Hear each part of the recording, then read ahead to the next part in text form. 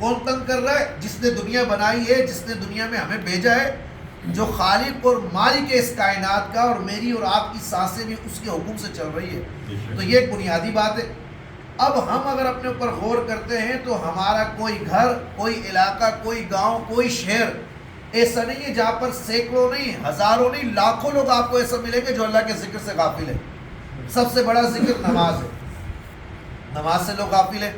ایک مسلمانوں کی بڑی اکثریت ہے جو نماز ہی نہیں پڑھتی ہے. تو یہ ذکر کرنا تو پھر بڑی بات ہے. جو نماز ہی نہیں پڑھتا ہے تو وہ یہ ذکر کیا کرے گا؟ تو یہ ہمیں سمجھنا چاہیے کہ جو بنیادی وجوہات ہے، دنیاوی زندگی میں آپ کی صحت بھی آ گئی، آپ کا مال و دولت بھی آ گیا، آپ کی عزت بھی آ گئی، جاہ و جلال بھی آ گیا، آپ کا خاندان بھی آ گیا، آپ کا قوم، قبیلہ، اولاد بھی آ گئی. ان تمام چیزوں کا تعلق دنیاوی زندگی سے ہے نا، اخروی زندگی سے تو نہیں ہے. اخروی زندگی سے تو صرف اعمال کا تعلق ہے. جب آپ برزخ میں جائیں گے تو آپ کے اعمال کی پوچھ گچھ ہوگی.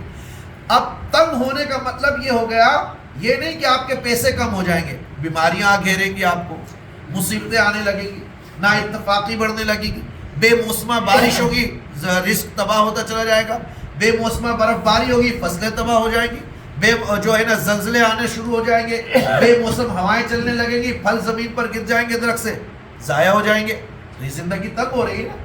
اگر میں اور آپ دل پر ہاتھ رکھ کے ذرا ٹھنڈے دماغ سے غور کریں اور اس آیت پر غور و فکر کریں اور اپنے حالات کا جائزہ لے لیں، ہر فرد اپنے حالات کا جائزہ لے لے، اپنے گھر کا جائزہ لے لے، اپنے عہدے اور منصب کے مطابق، تو اس کو یہی نتیجہ نظر آئے گا کہ یار یہ جو واقعی اللہ تبارک و تعالیٰ نے قرآن میں فرمایا ہے نا، وہ بات تو سچی سچ ہے. حقیقت بھی یہی ہے کہ میرے ساتھ اسی وجہ سے یہ ہو رہا ہے. تو وجہ یہ ہے کہ ہم ذکر سے دور ہیں. وہ کہتے ہیں، بزرگوں کی روایت ہے کہ جال میں وہی مچھلی پھنستی ہے جو ذکر سے غافل ہوتی ہے، اسی درخت پر آرا چلتا ہے جو ذکر سے غافل ہوتا ہے، جانور وہی شکار پر آتا ہے جو ذکر سے غافل ہوتا ہے. تو آپ مجھے بتائیں، جو اشرف المخلوق ہے، جس کے لیے ساری کائنات رب نے بنائی ہے، اور اس کو رب کہتا ہے میں نے اپنے لیے بنایا ہے، جو اس کی یاد سے غافل ہوگا تو اس کا انجام کیا ہوگا؟ نہ تو ہم پہ آرے چل رہے ہیں، نہ ہم جال میں پھنس رہے ہیں، مگر دنیاوی زندگی میں ہم مصیبتوں اور آفتوں میں مبتلا ہیں. یہ آج بھی جو رزق ہمیں ملتا ہے نا، جو یہ عزت کا تاج ہمارے سروں پر ہے، جو یہ گدی ہمارے سروں پر ہے، اس میں ہمارا کوئی کمال نہیں ہے. یہ نسبت مصطفیٰ صلی اللہ علیہ وسلم کی برکت ہے اور بزرگوں کی نظر عنایت ہے. مجھ سمیت اگر ہم اپنے اعمال پر، اپنی حرکات و سکنات پر، اپنی نیتوں پر غور کر لیں تو پھر ہمیں یہ ہوگا ایک گھٹ پانی بھی نہ ملے. بران رحمت کا نازل ہونا تو بہت بڑی بات ہے، رحمت والی ہوا کا چلنا تو بہت بڑی بات ہے. تو ہمیں ایسی محافل کا اہتمام بھی کرنا چاہیے، اور اگر ہم اہتمام نہیں کر سکتے تو کم از کم اپنے گھر میں ذکر کی محافل یا ایسی محافل کا انعقاد کرنا چاہیے. اور ایک بات یاد رکھیے، یہاں پہ روحانیت کے طالبین بیٹھے ہوئے ہیں.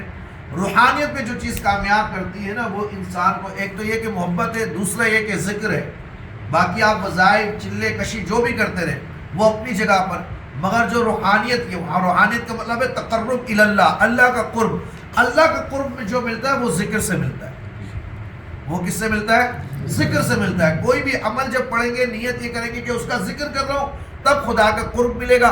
عمل اگر آپ پڑھیں گے اس نیت سے دیگر مخلوقات اس کے ماتے تھے تو وہ آپ کو مل جائیں گے، خدا کا قرب نہیں ملے گا. خدا کا قرب جو ہے وہ ذکر کے ساتھ ہے. یہ نبی پاک صلی اللہ علیہ وسلم کی وحی آنے سے پہلے سے یہ بات ثابت ہے کہ حضور علیہ السلام بھی غار ہرا میں جب تشریف لے جاتے تھے تو وہ کیا فرماتے تھے؟ وہاں پر ذکر فرماتے تھے. کیا فرماتے تھے؟ ذکر کے بعد جب آپ نے اتنے سال ذکر کیا تو وحی الہی پھر آئی.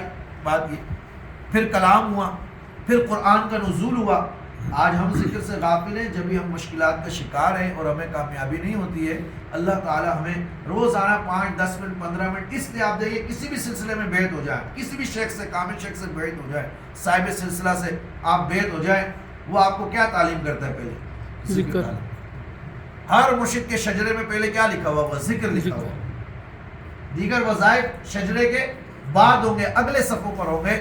پہلے وہ اپنے مرید کو ذکر کا طریقہ اور ذکر تعلیم کرے گا کہ بیٹا اس ذکر کو، اور وہ ساتھ میں کہے گا کہ سب چھوڑ دینا مگر یہ ذکر نہیں چھوڑنا. اس کی وجہ کیا ہے کہ اس ذکر سے اس کا قلب آپ کے قلب سے، آپ کا قلب ان کے قلب سے ملے گا، اور آپ کے قلب پر ان کا قلب آشکار ہوگا.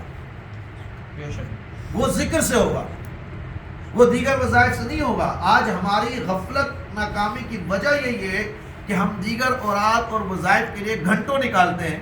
ذکر کے لیے مرشد کہتا ہے بھائی آدھا گھنٹہ فجر کے بعد ذکر کرنا. مثال لے لیں، میں اکثر مریدوں کو کہتا ہوں 2 تسبیح لا الہ الا اللہ، 4 تسبیح الا اللہ الا اللہ، 6 تسبیح اللہ اللہ، یہ کر لینا. اب اس کو کرنے میں 20 منٹ بھی نہیں لگتے. وہ 20 منٹ اس کے لیے نہیں نکالے گا، دیگر وظیفے کے لیے 2 گھنٹے نکال لے گا. تو آپ مجھے بتائیں 2 نافرمانیاں ہوئے، ایک تو مرشد کی نافرمانی، ایک اس نعمت کو پس پشت ڈالنا. تیسری چیز کیا ہوگی کہ اپنی خواہش کو آگے لے آنا. جب بندہ اپنے استاد یا شیخ کے آگے اپنی خواہش کو آگے لے آئے تو وہ کبھی کامیاب نہیں ہو سکتا. خواہشات کو مارنا پڑتا ہے اس راہ میں، اپنی عقل کے گھوڑوں کو دبانا پڑتا ہے، اور جو حکم آئے اس کو عمل کرنے سے انسان پر جو روحانی معاملات ہیں، باطنی معاملات ہیں، وہ آسان ہوتے ہیں. تو اللہ تعالی ہمیں توفیق عطا فرمائے.